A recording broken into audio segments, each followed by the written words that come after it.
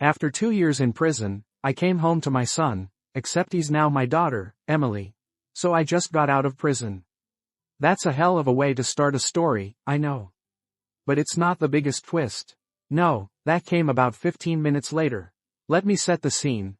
I'm in the back of a rattly-ass taxi, fresh out after serving 2 years for some dumb, non-violent stuff I won't get into right now. I'm feeling good, hopeful, a little anxious, sure, but mostly excited to see my kid. My son, my only child. He was 14 when I went inside. Now he's 16. Last time I saw him, he was half my height and playing Xbox like his life depended on it. I'd written letters, drew stupid cartoons in the margins. Promised I'd be better, promised we'd catch up when I got out. So I'm sitting in this cab, holding a duffel bag full of cheap prison belongings and a small box wrapped in paper that says, "For my boy," in permanent marker. Inside is a watch I managed to save up for by folding laundry and skipping half my meals. Dumb, maybe, but it felt symbolic. A man-to-man kind of thing. Coming-of-age stuff. I even had a shirt made while inside. My boy's grown now. Yeah, cringy, but it meant something to me. We pull up to the curb. My ex Rachel is standing there, arms crossed, giving me the "don't you screw this up" face. But I'm not focused on her. I'm scanning for him, and then I see her. Pink hair, black hoodie with anime characters. Nail polish, tiny nose stud. She's standing next to Rachel, clutching her phone like it's a shield, nervous as hell. And she says, "Hi, Dad." I freeze. Not because I think she's someone else, but because I know it's my kid. Same eyes, same face, but not the way I left them. I step out of the cab, still gripping the box like it'll explain something. Rachel comes over, kind of blocking for both of us, and says, "This is Emily. She came out while you were away." My brain short circuits, mouth opens, no words. I'm not mad, I'm not grossed out, I'm just completely, helplessly stunned. I look at her, at Emily, and say the dumbest thing imaginable. "But, you're my son." Her face drops. Rachel exhales like she just watched a train wreck. Emily says, soft as hell, "I was. I'm not anymore." And I just stood there, sweating in my boy's grown now shirt, holding a box that suddenly felt like it belonged in a time capsule I forgot to bury. I could feel the ground shifting under me. Like I'd been dropped into a different life, one no one warned me about. That afternoon blurred out. I mumbled something. She said she wanted to go home. I didn't follow. Rachel told me she'd call. I walked to a bus stop like a guy who'd just lost a lottery ticket he didn't know he had. You'd think 2 years in prison would harden you to surprises. Nope, I didn't cry, not yet. I just sat on a bench with that gift box in my lap, watching strangers walk past. Some little kid yelled "cool shirt," and I nearly threw it in front of a bus. That night I was in a $38 motel room above a 24-hour laundry spot, lying on my back, replaying it over and over. And then my phone buzzed. Text from Emily. "I didn't want you to find out like that. I know it's a lot. I'm sorry." That was it. I broke. Cried harder than I ever had in that concrete cell. Not because she was trans. Not because she changed, but because she thought she had to be sorry. I spent 2 years locked up dreaming of hugging my kid again. Now I had the chance, but she wasn't the kid I thought I left behind. She was better, so I texted her back, "I'm sorry. I want to know you. All over again, if you'll let me." She didn't answer right away. But I had hope. I stayed in that motel room all night, staring at the cracked ceiling like it owed me answers. Every sound outside, sirens, shouting, some guy trying to sell fake perfume, faded into white noise. All I could think about was that look in Emily's eyes when I said, "Son."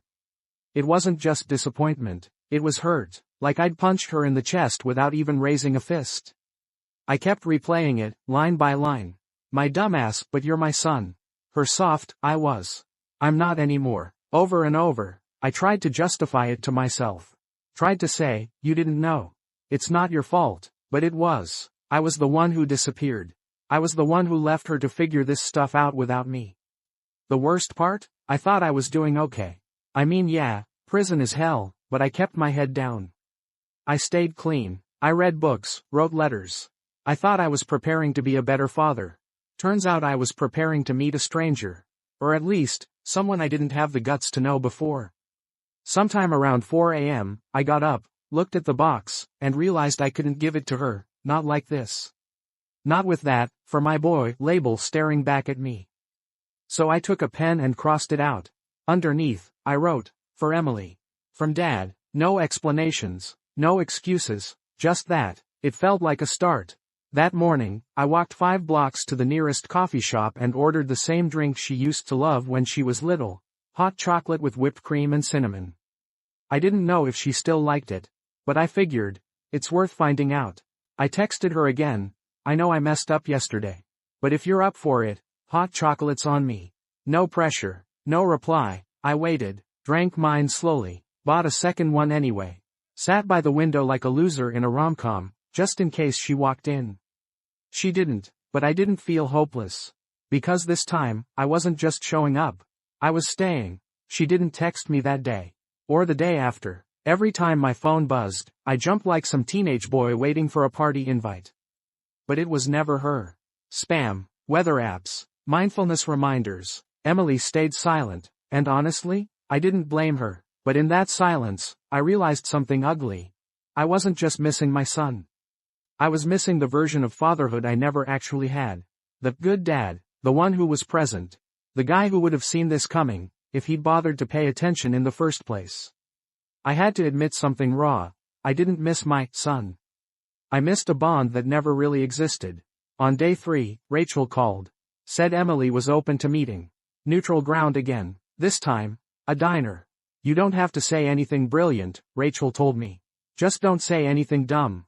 I walked to that diner like it was a courtroom and I was about to be sentenced. Focused on my breathing, crushed my ego, and made myself a promise, no expectations. Just listen. Emily was already there, window seat, hoodie again, but this time, blue hair. I sat across from her and smiled. "New color," I said. She raised an eyebrow. "Yeah, I like to switch it up." We ordered fries and milkshakes, same stuff we used to get on Saturdays back when I was still around. Then came the silence. I hate that silence. I broke it the only way I knew how.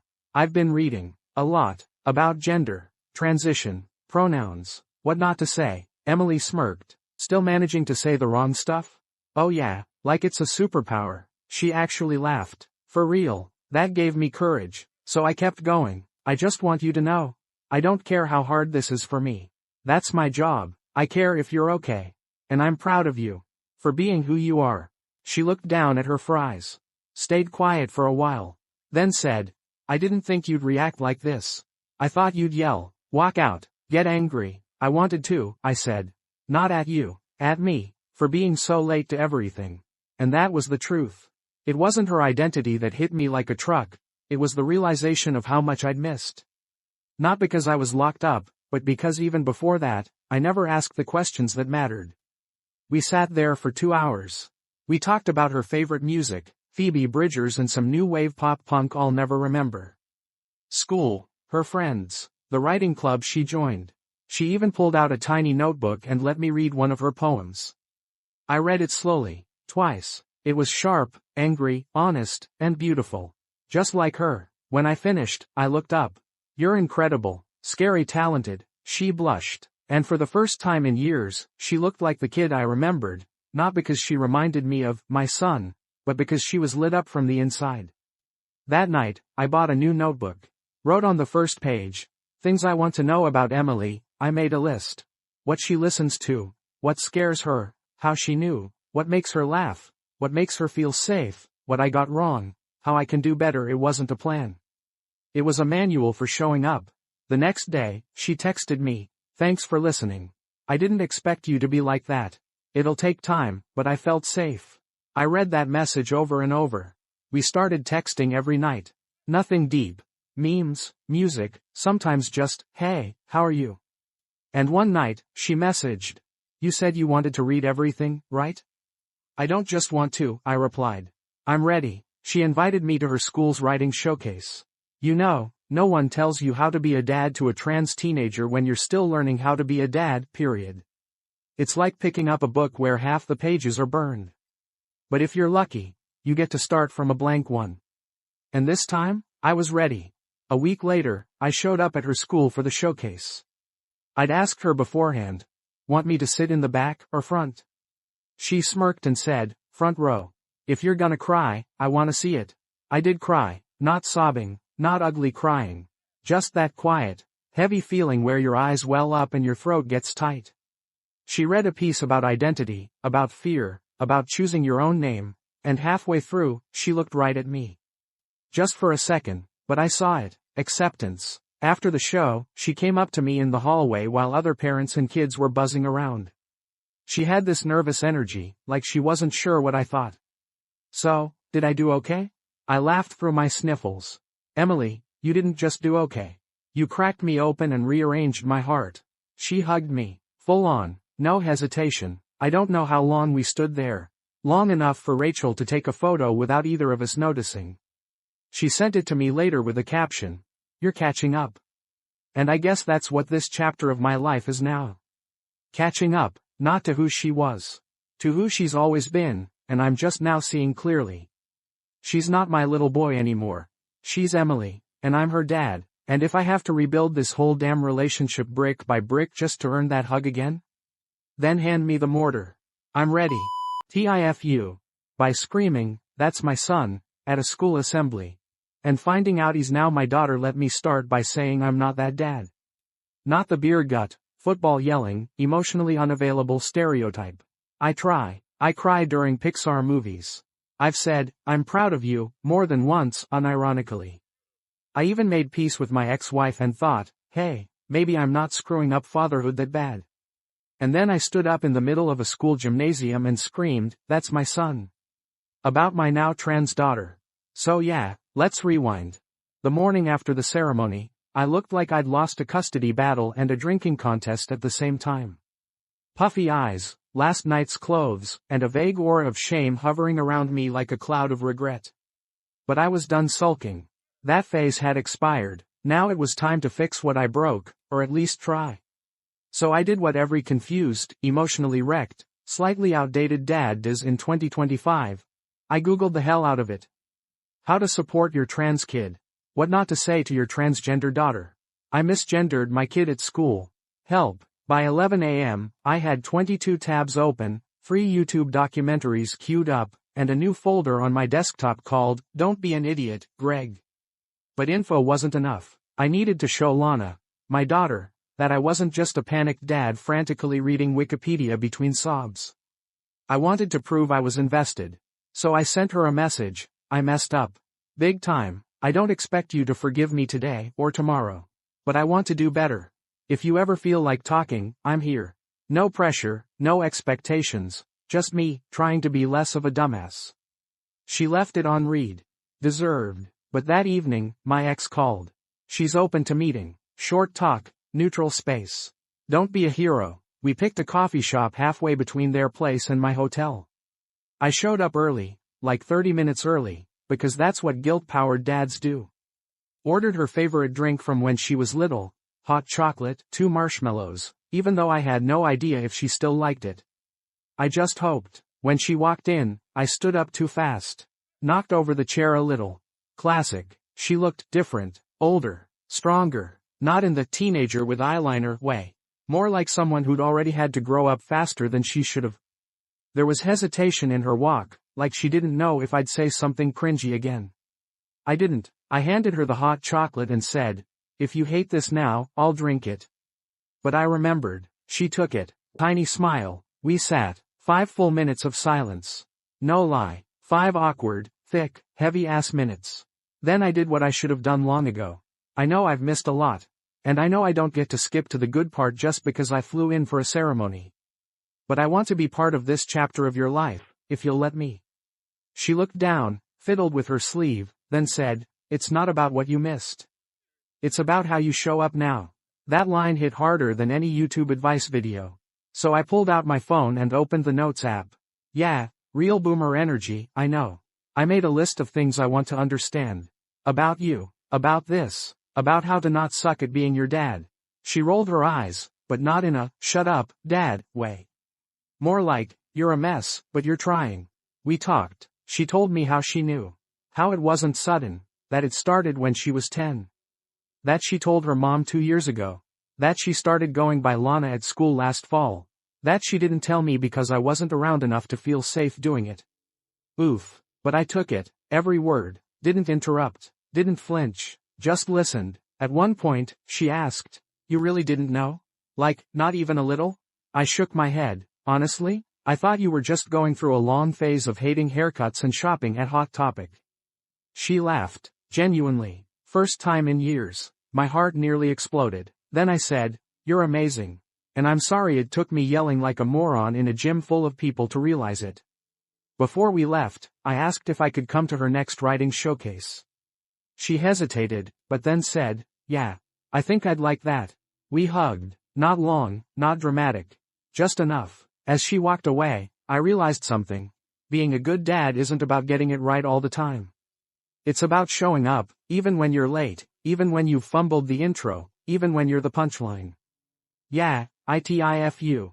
Publicly. Loudly. But now I'm listening. Now I'm learning. And now, I finally get to call her my daughter, the right way. 3 years ago, my ex-wife got a job offer in California. Big promotion, better school for our kid, plus we weren't exactly thriving in the same zip code. We agreed our then 13-year-old son would move with her. I stayed in Ohio. Co-parenting became Zoom calls and birthday Amazon packages. And slowly, those calls faded, from weekly to monthly to, "Oh shit, I forgot to call again." Not out of malice. Just inertia. I figured we'd reconnect when he got older, when things were less awkward. But turns out the awkwardness was already evolving without me. Fast forward to this spring. My ex calls and says, "Hey, Lana's getting a school award next month. You should come." Lana? I thought she misspoke, or maybe she had a second kid and forgot to mention it. But instead of asking, I just said, "Hell yeah. Book me a seat in the front row." I flew into LA the day before the ceremony. Didn't even rent a car, Ubered straight to my hotel and then to the school. My palms were sweating like it was my award day. I was nervous, but proud. I had no idea what the award was for. Didn't care. I was ready to show up, finally, and be the dad my kid needed me to be. I walked into the gym and it hit me. Hundreds of parents packed onto folding chairs, teachers with clipboards, a podium with an awkward microphone setup. My ex waved me over like she was landing a plane. We did the polite divorced couple small talk. "How've you been? Long flight? Yeah, you look tired." She didn't say anything else. No warning, no prep, and I, bless my oblivious heart, didn't ask questions. The ceremony started. Kids started walking up for most improved, best science project, environmental hero, etc. Then came a louder applause moment, one of those, "this one's a big deal" energy shifts. The principal tapped the mic and said, "Our next award is for excellence in creative writing and LGBTQ+ community leadership. This student has inspired both faculty and peers with her courage, her talent, and her heart. Please welcome, Lana Morgan." I laughed, not a full laugh, more like a, "Ha, no way," kind of scoff. I looked around like, wait, Lana Morgan? Weird coincidence. That's my kid's last name. Then my kid walked on stage. Except it wasn't the kid I remembered. It was a teenage girl in a white blouse and blazer, long wavy brown hair, and this confident, proud smile. My heart did a weird little backflip and I thought, is that? Wait, no, that can't be. My ex leaned over and whispered, "That's her. She came out last year. We wanted to tell you but, we weren't sure how you'd take it." And I, the walking embodiment of oblivious fatherhood, stood up like a goddamn hype man at a football game and yelled, "That's my boy. My son, what a legend." I swear to God, it was like someone pulled the plug on the gym's sound system. The clapping stopped. Heads turned. My kid froze mid-step, right on the stairs to the stage. The principal, bless her, tried to salvage the moment. She leaned into the mic and said gently, "Just a quick correction. Lana uses she, her pronouns." And boom, reality, right, in my face. I sat down so fast I nearly broke the chair. My face was nuclear red. My ex looked like she wanted to bury herself under the bleachers. And my kid, my daughter, walked the rest of the stage with her eyes locked straight ahead, like I didn't exist. She accepted her award with dignity I clearly lacked, gave a short speech about being true to yourself, and returned to her seat, on the other side of the room. The rest of the ceremony is a blur. Something about a jazz band. A slideshow. I couldn't hear anything over the sound of my inner voice screaming, "You absolute dumbass," on repeat. Afterwards, I tried to find her. She was gone. My ex said she needed space. And honestly, she earned it. That night, I sat in my hotel room with takeout I didn't eat and the kind of guilt that eats you instead. Then around 11 p.m., I got a text. "I know you didn't mean to hurt me. But it did. A lot." Then, "I'm not mad. But I need you to listen now. I've been scared to tell you who I am because I wasn't sure you'd still want me." And that broke me. Because in all my attempts to be the cool dad, I'd been the invisible one. I wasn't there for the hard parts. I didn't check in. I didn't ask. And now, in the one moment I tried to show up, I did it wrong. Loudly. Publicly. But here's the thing about messing up. You can't undo it, but you can damn well try to fix it. The next day, I started fixing.